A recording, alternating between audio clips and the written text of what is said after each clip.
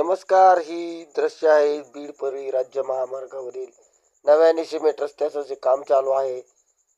तर घोडका राजुरीच्या तलावामधील सर्वात मोठा हा पूल असलेला तलाव आणि या तलावात सध्या काम चालू आहे पुलाचं. तर त्या ठिकाणी त्यांनी माती टाकली आणि मातीच्या मुळे या ठिकाणी चिखल झालेला आहे. पाणी पाऊस पडल्याने अनेकांना याचे हाल सहन करावे लागते. रात्री 9-9:30 वाजता देखील या रस्त्यावर ट्रॅफिक अशा पद्धतीने जाम होती.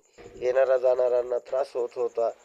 त्यात एखादं पेशंट असेल किंवा अन्य काही कारणाने लोक जात असतील त्यांनाही त्रास होता. नमस्कार. भारत 24 तास मध्ये आपल्या सर्वांचं स्वागत आहे आणि आपण आहोत बीड परळी या प्रमुख राज्य महामार्गावरती. गेल्या अनेक दिवसापासून 2 वर्षापासून या रस्त्याचं काम चालू आहे. मात्र या रस्त्यापासून बीड पासून परळीकडे जाणाऱ्या मुख्य रस्त्यावरचा सर्वात मोठा जो पूल होता तो म्हणजे घोडका राजुरीचा पूल.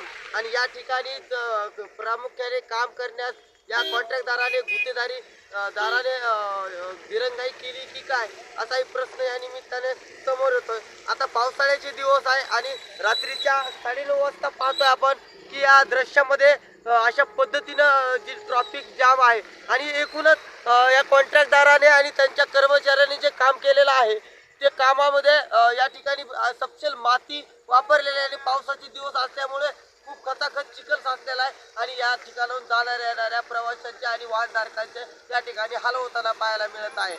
अनिल गोराड, बीड.